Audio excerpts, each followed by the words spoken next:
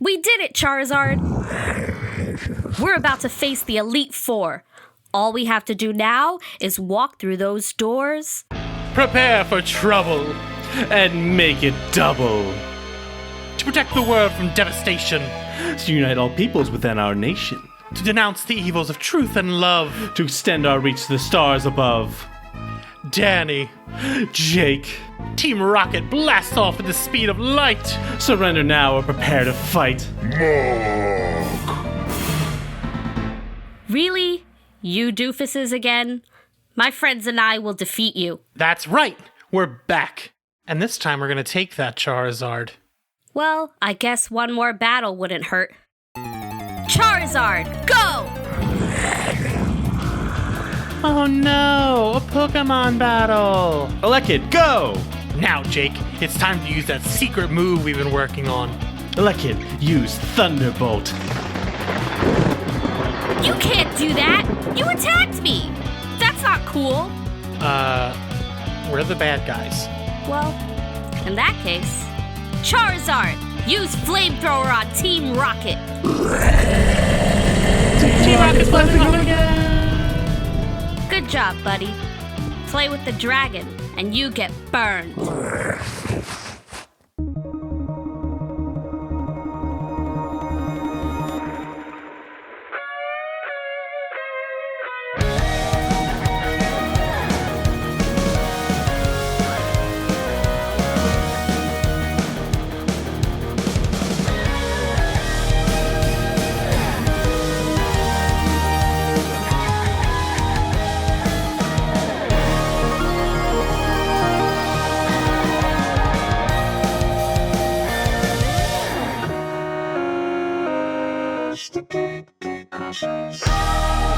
Welcome to GateCrashers, a podcast dedicated to kicking open the door to your next favorite thing. Our mission, our creed, our code is this: to make all nerdy things more approachable and accessible to everyone. We want you to find a universe that you'll fall in love with. My name's Amanda Ramirez, and I use she, her pronouns. Hi, I'm Dan. I use he, him pronouns. I'm Jake. I use he, him pronouns. I'm excited to have you here. You have a great voice for the opener. Very excited about that. Thank you. I'm just really excited to be on a podcast. Well, I'm sorry this is your first one. Yeah, that's fair. That's a fair assessment. If I said it, I'd get yelled at, but you know. Yeah, I'm actually very excited about this topic today. I know you're a huge fan. Before you had your camera on still, I saw that you had a Gyarados, was it a silkscreen print? It's just a large tapestry that's the red Gyarados with a bunch of Magikarp that's modeled after the wave. Well, if you didn't know, we're going to be talking about Pokemon. So before we get into the whole thing, how did you get into Pokemon? And then Jake, you can tell your story and then I'll tell mine. I remember very vividly that I did not actually play Pokemon until Pokemon Yellow came out. And so I spent a lot of time watching my older brother play Pokemon Blue. And I had no idea what was happening. I just thought all of the creatures were really cute. And then he got to Mewtwo and I was terrified. And then I also remember that every morning I would get up, I would go into my mom's bedroom, I would sit on her bed and I would make her put on Pokemon, the cartoon on WB Kids. And that is sort of just like my first introduction to Pokemon, where I didn't really know what was happening, but I just thought everybody was really cute. And then I first played Pokemon, like I said, in Pokemon Yellow, when my parents got me a green Pikachu Game Boy Color for Christmas and Pokemon Yellow. And that's the only thing I did for basically months, was just play Pokemon. And I didn't actually play until Sapphire. And that was actually just something that Dan took and played himself because he wanted all of the starter Pokemon.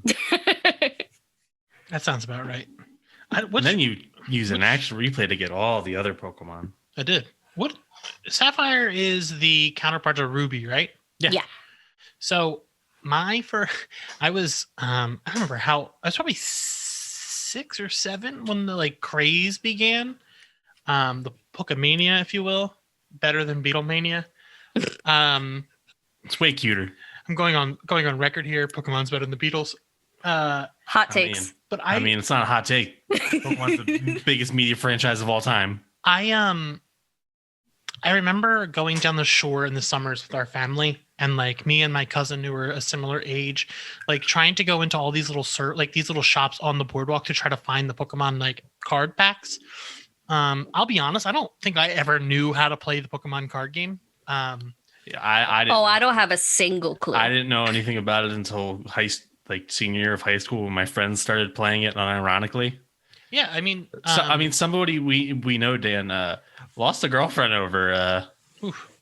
Yeah, and I know Mike's kid actually plays it, like still plays it today. So it's like it's still a very relevant series. But my first game was Red, so I've been a Charizard fan since, because like, why wouldn't you want the cool one from the box? Oh, of course. But in preparation for this episode, we all watched Pokemon the movie I Choose You, because it's a beautiful long title. Yeah, and I was really excited to watch this one. It's sort of just a great culmination of everything that we love about Pokemon for the 20th anniversary film. And just sort of for the back of the box blurb, Pokemon is a series about battling, catching, and trading a type of creature called Pokemon.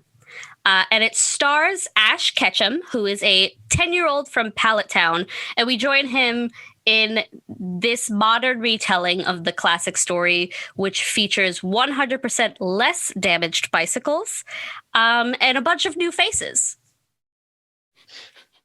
Jake, having other people read your notes is even better. It is. 100% less damaged bicycle. I feel like an infomercial. I mean, there's no bicycles. There's no hot air balloons and Bye Bye Butterfree. And I feel like Bye Bye Butterfree wasn't as sad this time. Maybe because I'm an adult. But I know because it I think it's because it wasn't as drawn out. Oh no, it embraced Ash crying. Yeah. Instead of like putting him in a silhouette with just a tear straining down his face. Yeah, so I think it was a lot more like tongue in cheek, because you got to see like the anime tears, and you're like, yeah, Ash, I'm sad too. The whole time we've been recording this so far, I just need to get it out of my head before it's stuck in for the rest of the episode and I can't pay attention. I have had one Pokemon song stuck in my head, but it's not one that anyone probably would expect. It's Brock's song where he's singing about Jenny and Joy. Oh yeah, I know what you're talking about. Oh my god. Woman man's what I want to be. But there's two perfect girls for me. That was not. I cracked. Isn't Brock Jake? Isn't he a country singer or something along those lines? I don't remember. All I know is he became he wanted to be a Pokemon professor, then he wanted to be a Pokemon breeder, and I don't know what else. The voice actor. I thought the voice actor. Oh, yes. Yes, he is. Not Brock. In game canon, Brock is a famous Pokemon country singer. I mean, he's got a Ludicolo, which is, just a... God, I can't stop. It's never going to leave my head. I'm going to have to find it online and listen to it after this. Jake, why don't you tell us a little bit about the invention of the pocket monsters? So Pokemon was created by Tajiri Satoshi, one of the founders of Game Freak, which started out as a fanzine about gaming and then became a game development studio. He designed the gameplay of Pocket Monsters on the idea of his childhood hobby of bug collecting. Wait, hold on. It was a fanzine? Yeah. I didn't know that until today. Could you imagine making a fanzine and then it ends up being on actual money? Wow. That's wild. Sorry. You can hashtag goals. I mean, Pikachu gets that paper. You ever seen that shirt where it's like spray painted Pikachu and he's got like a backwards hat and he's got like money around him? Yes. I know anyone listening can like imagine that, but I'm gonna buy one. It's like one of those really big, like oversized Thug Life shirts. Sorry, Yeah. Jake. That's fine. Got a lot of thoughts about Pokemon, I guess. I mean, clearly. So, with the help of fellow Game Freak founders, Sugimori Ken, who designed the game's art and was the art director for, I think he still is, and Masuda Junichi, the music director, they set out to create a game in 1989 that would be the groundwork for Pokemon, which would grow and contain designs that would develop into the first generation of Pokemon, which released, well, actually, not just the first generation, but the second generation. But there's some Gen 2 Pokemon in the original game's code, but that's, whatever. That's some deep lore. That's some deep lore. I mean, one of Dan's favorite Pokemon, Octillery. I'm pretty sure he's in there. I love Octillery. Want to be the best there ever was. Dan likes octopus. All right. Where was I? So Pokemon, which released in Japan in 1996 as Pocket Monsters Red and Green with Blue as a special edition. The United States would see Red and Blue in 1998, where it just took off. The anime launched in 1997 in Japan following the adventures of Satoshi, named after the game's creator. His adventures with his Pokemon a year later would come to the US and the West, and that's how we get Ash Ketchum. I don't know when the cards came about. I didn't look that one up. I did, and it was 1998. Yep. Yeah. I mean, if any of you listeners out there got one of them Charizard cards, well, you're just fancy. Oh my god, I remember like literally fighting people for that card and just being like, listen, you don't love Charizard as much as I do, and you should give it to me. I like distinctly remember, like I was like a perfect age during this whole Pokemon. It was everywhere. I remember going to FAO Schwartz in New York City for Christmas that year. And the whole place is like decked out in just like Pokemon. It became like this. It's the biggest franchise pretty much ever. It is the biggest franchise ever. It's the number one grossing media franchise of all time. But also, Dan, you mentioned the short. I remember one year you got a Charizard. I don't want to say it's a plush because it was one of those ones that was like full with foam beads, and I got the Blastoise. And I remember this distinctly because I went into the water one day, and I don't know what happened, but I was just real itchy for the next like 3 days. My back. I mean, I don't know if that has to do anything with the Blastoise. No, dude, probably those beads, man. Maybe also, I do know that thing ripped within a day. Yeah. Yeah. So, some themes about Pokemon, itchy backs. So one of the biggest themes is friendship. The friendship between the trainer and the Pokemon. That connection. Jake literally wrote, "Friendship is what makes the world go round." I mean, it's an anime. I love anime. So friendship, a lot about connecting just in general to the earth, to your friends, to your pets, things like that. And the circle of life, how all things come and go and are pretty much secular. Did you say secular? I think I did. That's not the right word. I mean, it's not the wrong word. Would it say cyclical? Yeah, cyclical. Because you wrote circle of life. No, yeah. No, it's... No, it's not secular because, there is a religion, like, there's the god Ho-Oh Pokemon, is a deity. No, who's the god Pokemon that you can catch? Arceus. Yeah, you can catch God. You can catch God and make him do your bidding. I remember playing through Pokemon Sun and being like, I'm going to catch all these local deities, put them in balls, and put them in my computer. Yeah, just like destroying the local. And then that's where they sat. None of them were allowed out. Yeah, I think about specifically Giratina a lot and how you could like go to Pokemon Hell and like Excuse me? Oh yeah. Oh, you didn't play yeah. Platinum. In Platinum, Generation 4, the legendary for that game is Giratina, and Is that big neck? Got a big neck? yeah, Yeah, big neck, scary like Beefy Destral legs, wings. and then it became like a worm.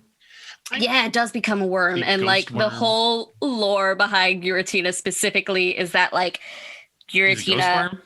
yeah, is a ghost worm who commands like all of the realities, and you have to like go into a cave and basically descend into Pokemon hell. Okay.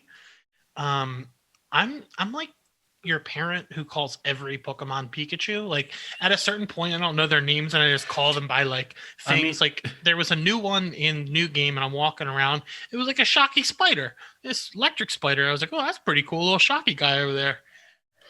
I don't know any other. Like I know like probably the original 150 and like maybe a handful of others. So I just call them different things. I mean, at some point, there's just too many to know all the names. Like, I kind of just know most of the legendaries and, like, my favorites from each generation. Dan, I know for a fact that I sent you that Smosh video about it. Yeah, there's a really good, what's the band's name? That's Big Dick B. What is the, whatever. Jake, who may like Pokemon? I mean, people who like cute animals, turn-based combat games.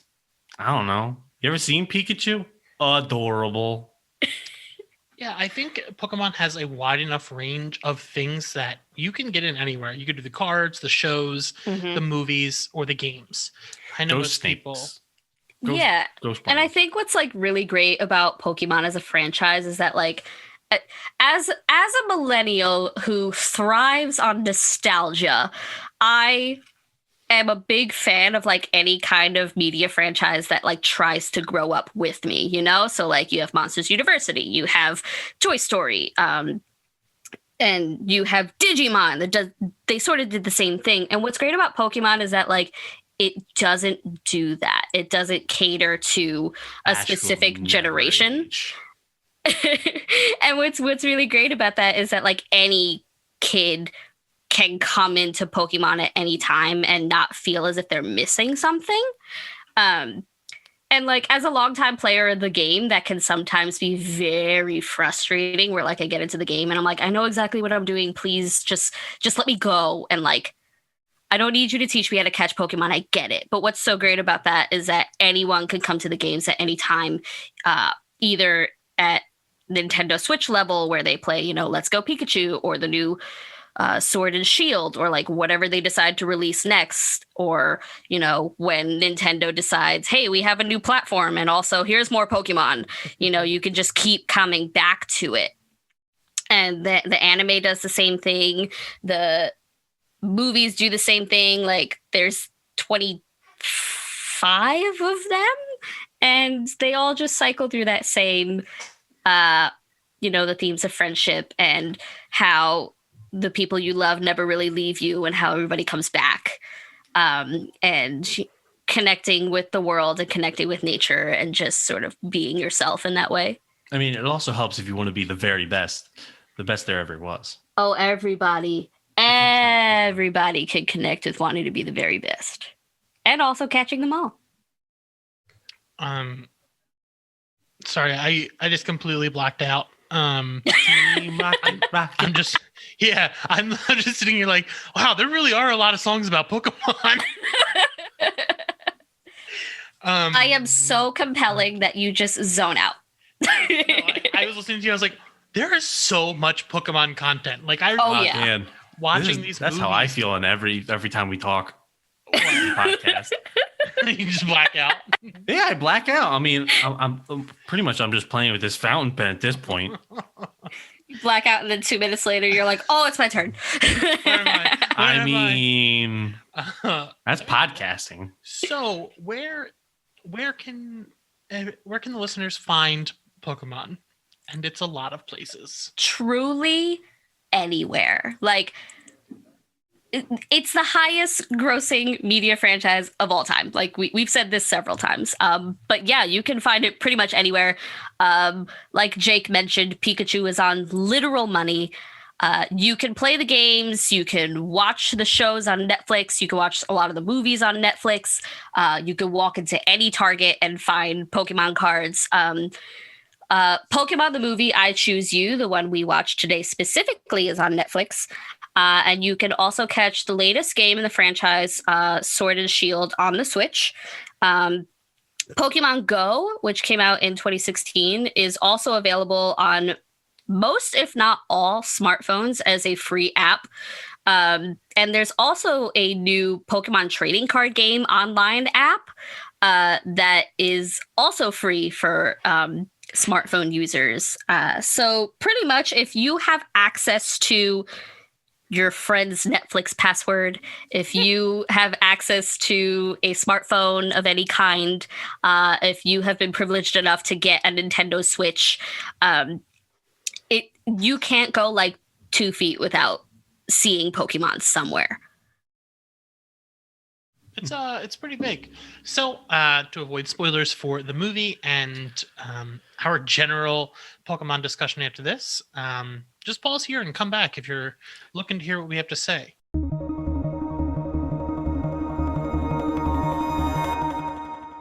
Well, we could talk. You guys want to talk about the movie? We just whatever you want to do. I mean, we can talk about the movie first. We can talk about regular Pokemon stuff first. Let's talk about the movie, and then we'll talk about our Pokemon thoughts. Oh, right.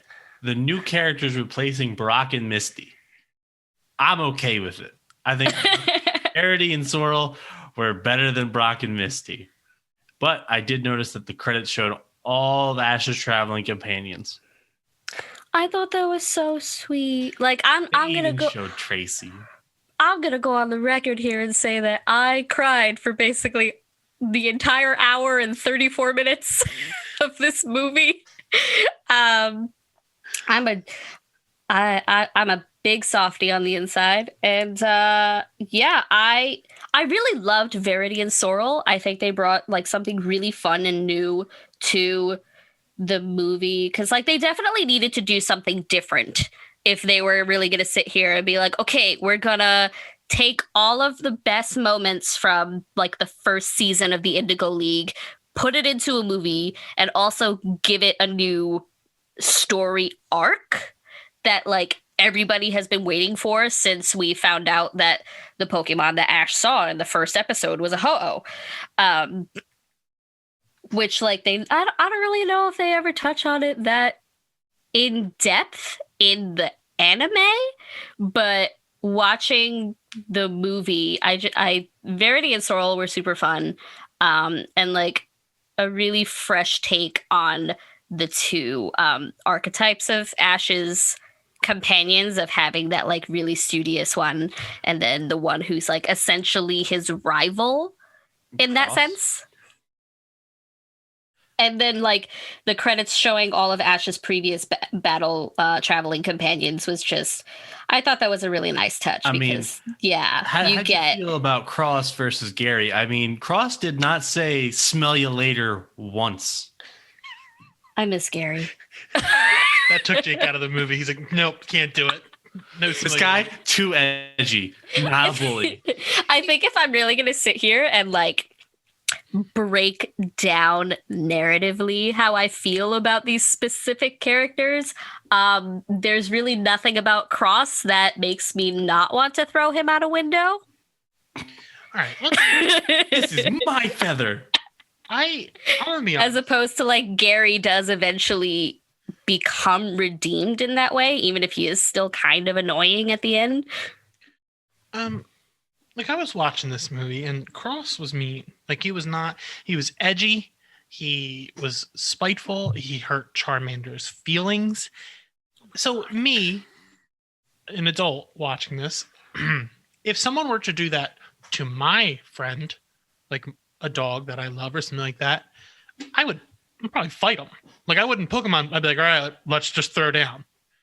And you know what? Just set his bed on fire. Charmander's tail flame. That is what inspired me to write that intro. I was like, why doesn't anybody just, I don't know, have the Pokemon attack him? Like, what's going to stop it?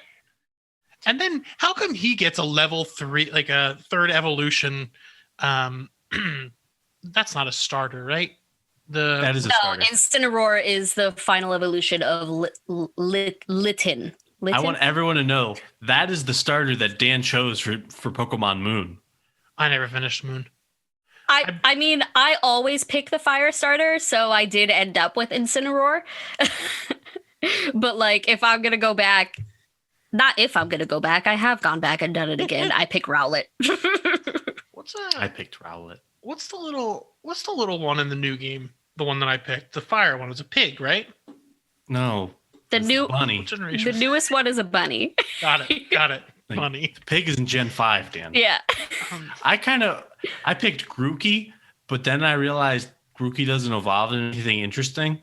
And I was like, I just want the bunny. You don't think the giant ass gorilla with the drums isn't like interesting? I mean, it's great. All the starters are actually great, minus like a few of them here and there. Like Inteleon makes me feel uncomfortable, but especially when he gets a gun. What? Yeah, you get to snipe gun. What is this Pokemon's name that has a gun? Inteleon. And he's got a cape, and it makes me very uncomfortable. No, let's talk. He has a gun. I remember the internet. Yeah, I remember the internet bananas when we saw. Hold on. The final. This is the final evolutions of these Pokemon. Grookey gets a drum set. Scorbunny gets a big old soccer ball. Yeah. Sobble gets a gun. Sobble gets a gun. It's just a gun. That's a gun. And a tower. He gets a sniper tower, mate. I think. Yeah, it's specifically a sniper rifle. I want to be the best. His main move is called Snipe Shot, I think. Yeah, it is. Maybe I should. So I know I'm on the third gym, and I've been playing the DLC for Sword and Shield, but like the reason I haven't really been playing is because I know there's no chance that I could get Muck, so like I don't have as much investment. I think I'm gonna go back and play it now because the Pokemon gets a gun. Oh yeah, pick Sobble. At the beginning, you get this like very sad and pathetic crocodile tears little tadpole thing. I won't hesitate. Yeah, so back to the movie a little bit. So I remember seeing Ho-Oh when I was a kid watching the first. And like, wee lad. What was that? And then they didn't really follow up on it for a long time. Yeah, I mean, they had the the tablet that had all the legendary Pokemon at the time. You know, had Articuno, Zapdos, Moltres, Arcanine, because Arcanine had, a number in his name. Arcanine was legendary at one point in his life. He's the legendary. It's the legendary Pokemon. What are you talking about? That's what its description is. It's a lion dog. But I really did. It's also one of the strongest. Marshadow. Very cute. Marshadow's dope. I love Marshadow. Very cute. I like that little bugger. I mean, he shot Dan. Do you know what his Pokemon entry, Pokedex entry says? It says he likes the shadow box. Oh, that's cute. It says he likes the shadow box. I mean, it is fighting a ghost. He doesn't get a gun. Shadow boxes. He doesn't get a gun, so What's he's that not Pokemon cool. description? Oh, gun. Yeah, I mean, I think everyone's a little upset that Can't get over it. we're just probably gonna get more DLC and not Pokemon Gun. I mean, Thanks, Nintendo. I mean, we got Isle of Armor, we got Crown Tundra. I mean, The plateau of AK-47. Sword, shield, gun. yeah. And then I noticed that like Ash had less Pokemon than normal. Like he didn't get the whole team that I'm used to seeing. Mm-hmm. Yeah, he just had Pikachu, Butterfree, and Charizard. He also had. Never mind. I blanked for a second, and I was about to be like, he also had Caterpie, and then I was like, Butterfree is Caterpie. Bye, bye, Butterfree. I also really enjoyed when he had the Metapod and he was like holding it as it shot like the silly string out, and he's like wrapping up the Mankeys. Yeah, Mankeys, and he's like, No, they running were around. primates. They were Oh, primates. primates. Sorry. Nobody said that Ash climbs like a Mankey. No, I but was very upset by that. I really liked seeing like my favorite thing in different universes is the weird different practical uses of things you're not used to. Like in Star Wars, You I mean love like seeing- Slowpoke's tail being a delicacy? No, I don't want to. We're not bringing up eating Pokemon. I don't want to talk about it. That makes me sad because people eat Pokemon in this world. They have to. Yeah. I would probably be a vegan in the Poke world. Couldn't do it. They're too cute. I mean, I think they only have berries. What? Or Like no that? vegetables. This is just berries. Yeah, A it's big berries. thing that I was missing. Ooh, was- all berries. A big thing I was missing from the normal Pokemon roster was Mr. Mime. I think about Oh my Mr. God. Mime a lot. Mr. Mime is in Pokemon Journeys. Yes, for a bit. because Mr. Mime is exactly what I want out of this feel-good movie. Yeah, no. These are the notes that I put. Where is edgy team leader / team mom Bulbasaur? Where is the Squirtle Squad? And I wrote this one for Dan. Where is Muck?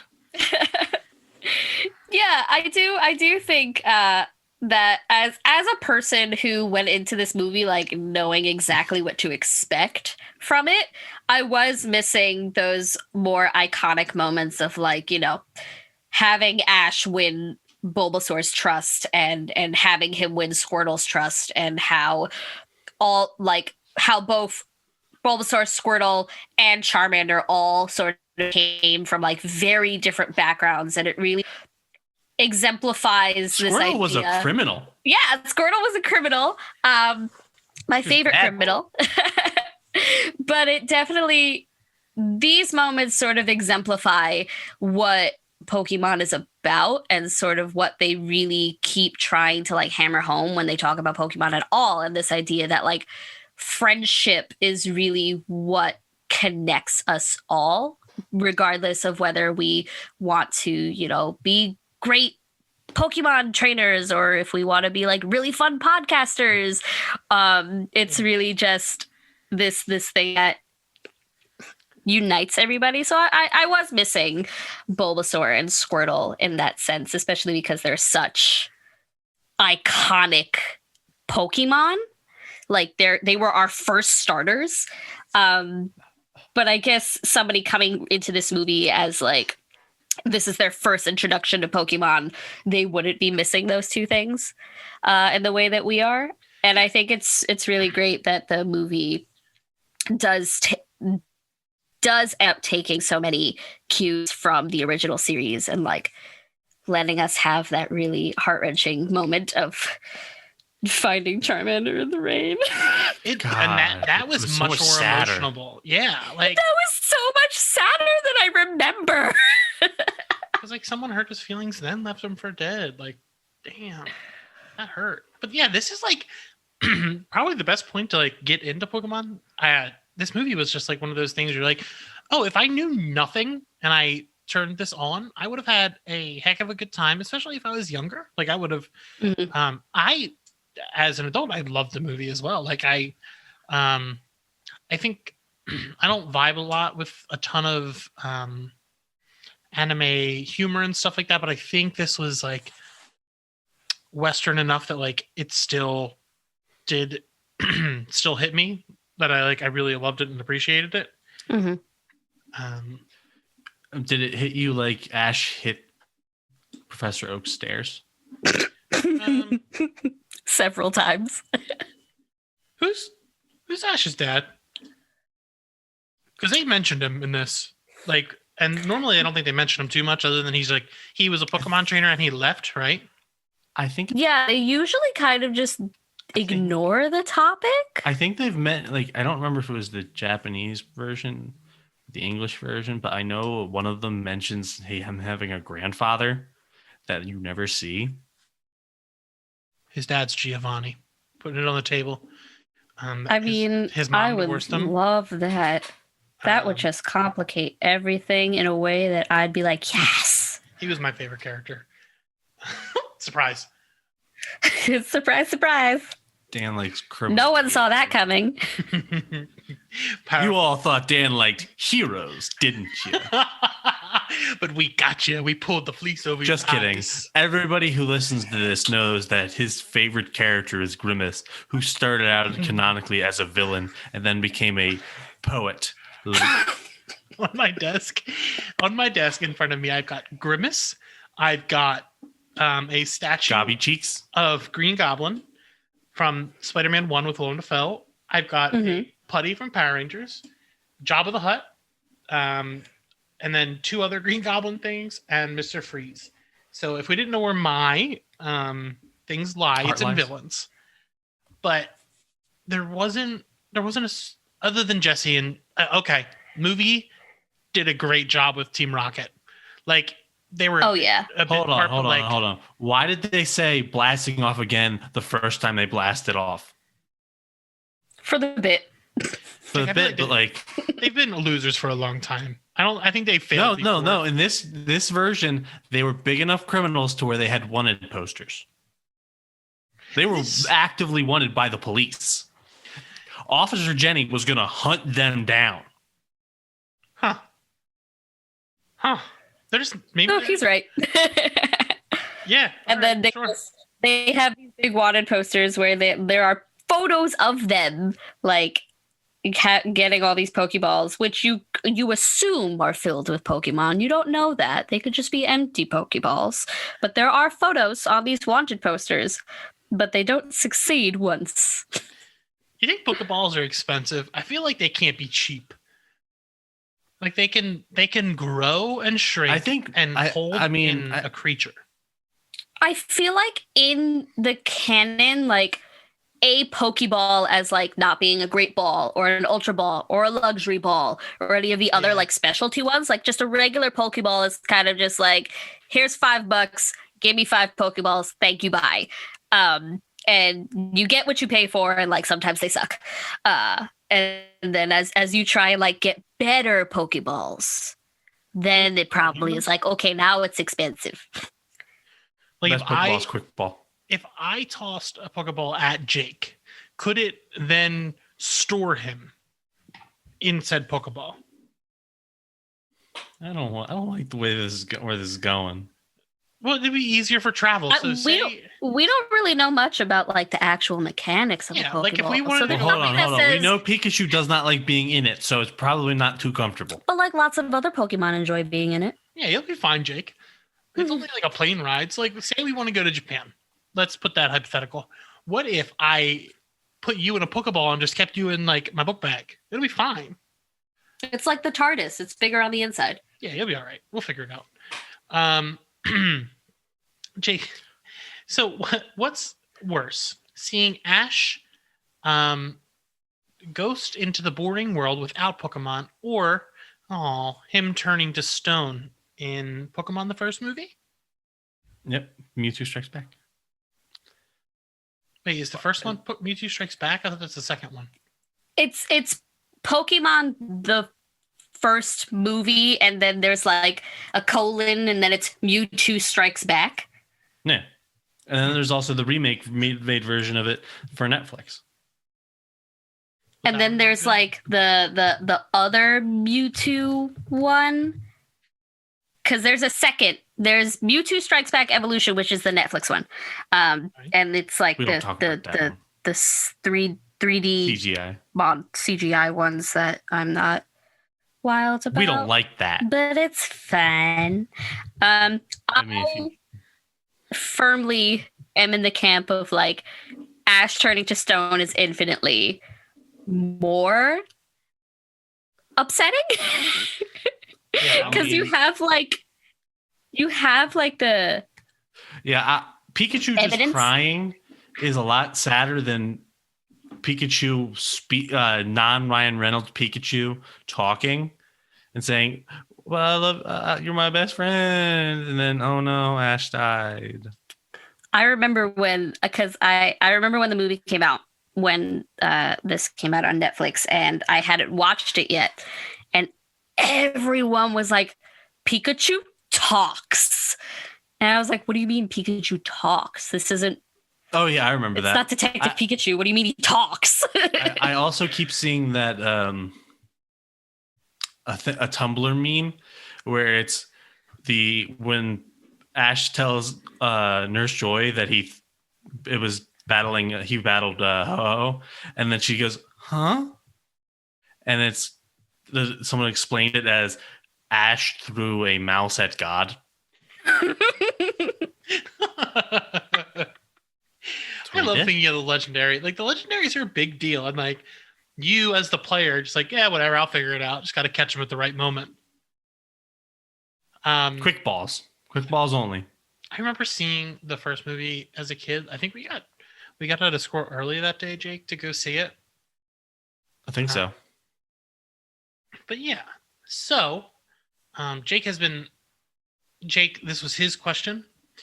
Our ideal Pokemon teams. So each Pokemon team has 6 Pokemon. What is your ideal go-to? Amanda, what's your Pokemon team? So, if I'm gonna sit here and say, what Pokemon team am I going to put together to like have the most well-rounded team? I go immediately for Charizard, Swampert, Crocodile, Gardevoir, Electros, and Decidueye. Because that's like, ooh, you got all the major types represented here. Everybody's a dual type. Everybody can do something like super cool and fancy. You have Swampert, who is immune to electric type moves, which is fantastic. And then you have Electros, who has no weaknesses whatsoever because it knows Levitate, so it's not even weak against ground type moves. And then we have Charizard because I can't not have Charizard. Crocodile, I love that it's a giant crocodile. And I also love that it's a dark ground type. I love big powerhouse Pokemon. I'm definitely the kind of trainer, especially when you see like online people draw like their themselves as like a Pokemon trainer, and then they have their team and it looks so cool and awesome. I would definitely shinies. Yes. I would definitely be like, here's a 4'0" Pokemon trainer with these big ass Pokemon. And that's my dream team if I'm going to sit here and like make a really well-rounded team. But if I'm going to go with my heart, it's only going to be fire type Pokemon. And it's going to be like, I would love to just have it all be Charizards in the many different forms in which Charizard comes now, because he gets a new form every single game and it's amazing. Well, hold on. I got to ask. Do you prefer Mega Charizard X or Mega Charizard Y?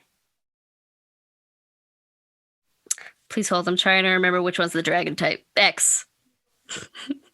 Mega Charizard X. Because he becomes a dragon type and then he's blue. He's finally in that club. They finally just allow him to be a dragon type.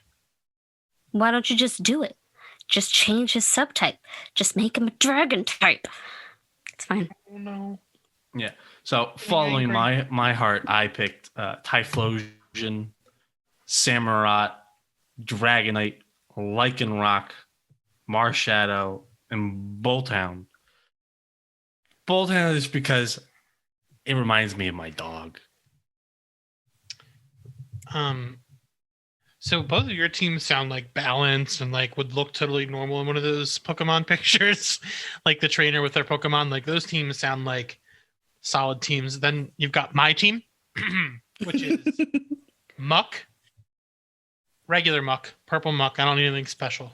Charizard, Alakazam, Octillery, Marowak, and Darkrai. kind of a nightmare bunch over here. Mhm. Got one of my teammates wearing their parents' skull. This scary octopus.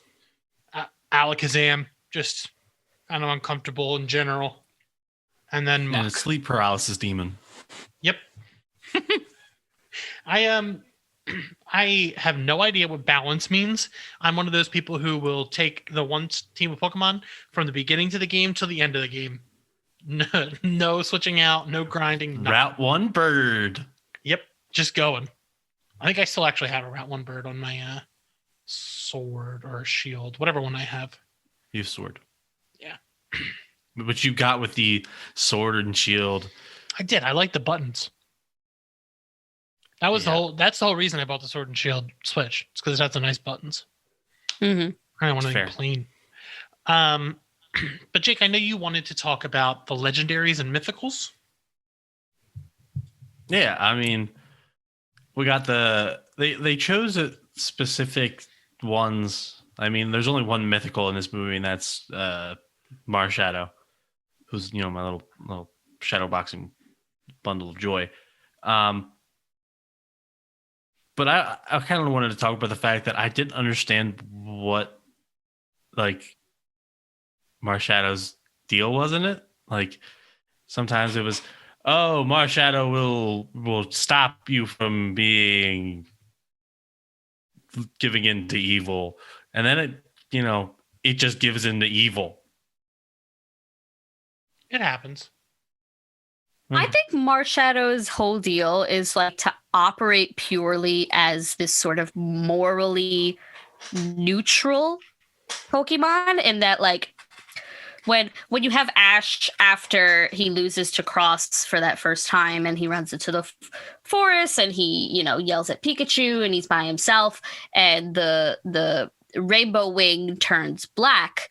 I sort of interpreted that moment as like Marshadow testing Ash's resolve to be the rainbow hero, in that like Marshadow kind of influenced his decisions to see if he could come back from that. Mm-hmm. And since Ash proved that he could, Ash was allowed to keep the rainbow wing and to keep moving on toward Ho-Oh, because Marshadow is supposed to work as this guide to Ho-Oh, and I sort of think of him as the kind of guide that tests you along the way to make sure that you are worthy before you get there, and if you're not, he punches you. Ultimately ends up turning into what we consider a villain at the end, because Marshadow had to protect the mountaintop from Cross, as opposed to Cross. Marshadow deciding like, no, never mind, y'all need to go, because Cross ended up taking the rainbow wing, and then the rainbow wing turned black, and then Cross was messing everything up, and Marshadow was just like, all right, y'all made me mad. Then he turns green and he throws out his ghostly grabbers. Ghostly arms. I don't like that phrase, Jake. I don't like ghostly grabbers. Why not? Go to a haunted house, get nabbed by them ghostly grabbers. I've got a bunch of haunted house stories that I'll tell you after this. So before we close out our episode, I know Jake wanted to know a little bit about all of our 3 top starter Pokemon. So Amanda, who are your top 3? Oh, this is hard. No, this isn't hard. I'm not going to sit here and complicate it. My top 3 starters are Charmander, Cyndaquil, and Mudkip. Okay. Jake? Cyndaquil, Squirtle, and Ajwa. Trico, Charmander. Huh. You know what? I don't even know if I have a third. Those are like 2 of my favorites. Dang, I don't think I do. I don't think I have a third favorite. You like Totodile? Yeah, Totodile's cool. Yeah, good enough, Totodile. I used to love Totodile, and I was like, Cyndaquil's pretty great. But the biggest... I feel like I liked Totodile as a concept, but I just didn't care enough about Feraligatr. Yeah, no. Croconaw is great. Croconaw is great. Croconaw. I mean, he's a little. It's got a little caveman look. That's amazing. So before we go, they kept going with that.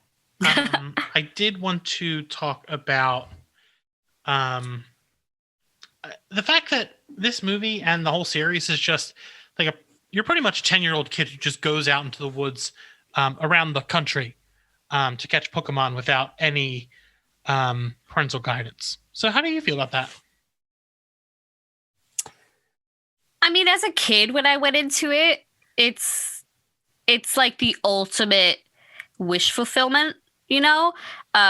It's sort of how I think about when I'm working on editing my children's books, and I work on books for like 8-year-olds, and they're all about these grand adventures that like these 8 to 12-year-olds go on with like no parental supervision. And what's so great about them is that it's this ultimate wish fulfillment fantasy of like, I'm an adult and I'm going to go make my own decisions and go on this really big adventure, and I'm going to make a lot of friends, and I'm going to get to do what I want. And in a world like Pokemon, and with a mantra like gotta catch 'em all, it's very much like, hell yeah, I'm going to go out and catch all these Pokemon, and it's going to be great, and nobody can stop me. And I think that's something that permeates with a lot of, you know, this age range of kids. I mean, if things don't go well, you just become a ghost type. Like Ash. Boom. Oh my god. Well, I guess on that note, we can probably give our farewells. Amanda, where can people find you online? You can mostly find me talking on Twitter about whatever I feel like at Amanda is _Ram. I interact with the podcast Twitter a lot, so you'll find me. And you can find us at GateCrashers Pod on Twitter and Instagram. And at our website at gatecrashers.fan. By this time, we'll have a website up. Thanks for listening. Woo-hoo!